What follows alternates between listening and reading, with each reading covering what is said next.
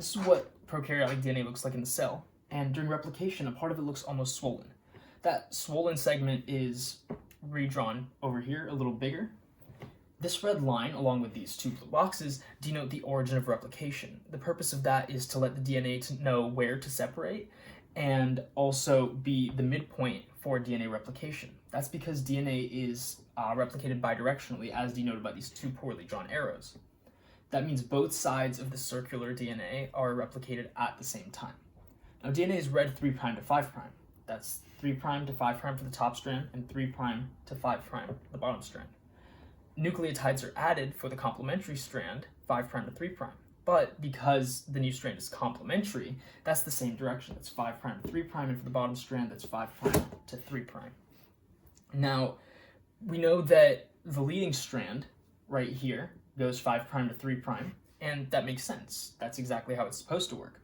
But starting at the origin, we can't replicate the bottom strand the same way, because that would mean it would be going from 3' to 5'. So the way we get around that is by putting RNA primers along the way and replicating the DNA 5' to 3'. That means backwards, like this, and then combining those strands.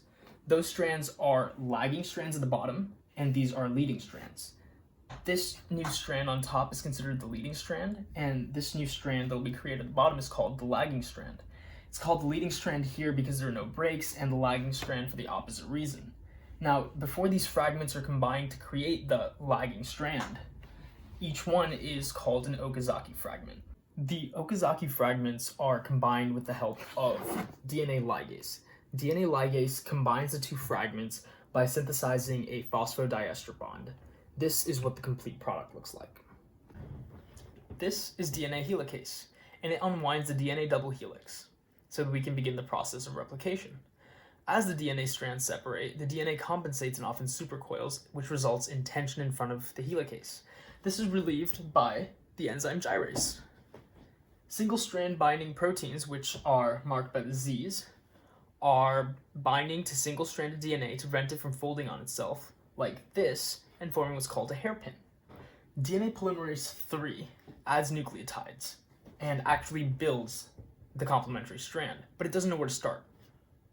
RNA primase helps with that by creating a string of nucleotides, as noted here, that are called primers. This tells DNA polymerase III where to start.